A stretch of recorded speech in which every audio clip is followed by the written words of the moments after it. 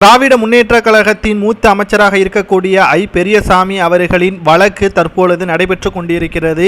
இந்த வழக்கில் பெரியசாமி அவர்களுக்கு எதிராக அனைத்து ஆதாரங்களும் நீதிமன்றத்தில் சமர்ப்பிக்கப்பட்டிருக்கக்கூடிய நிலையில் அவரது வாழ்க்கை இன்றுடன் முடிந்துவிடும் போல்தான் தெரிகிறது.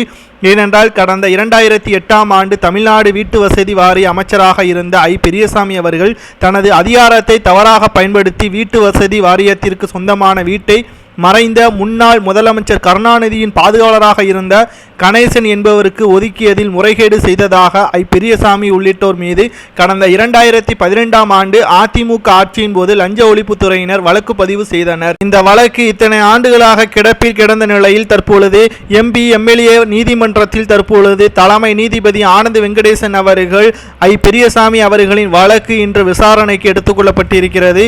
இவருக்கு எதிராக அனைத்து ஆதாரங்களும் இருக்கக்கூடிய நிலையில் ஒட்டுமொத்த திமுகவும் தற்பொழுது அதிர்ச்சியடைந்திருக்கிறது. இதற்கு முன்பாக சட்டத்திற்கு புறம்பான பண பரிவர்த்தனை செய்ததன் காரணமாக செந்தில் பாலாஜி அவர்கள் 280 நாட்களுக்கு மேலாக புழல் சிறையில் இருக்கக்கூடிய நிலையில் அடுத்ததாக பெரியசாமி அவர்கள் சிறைக்கு செல்வார் என்று எதிர்பார்க்கப்படுகிறது.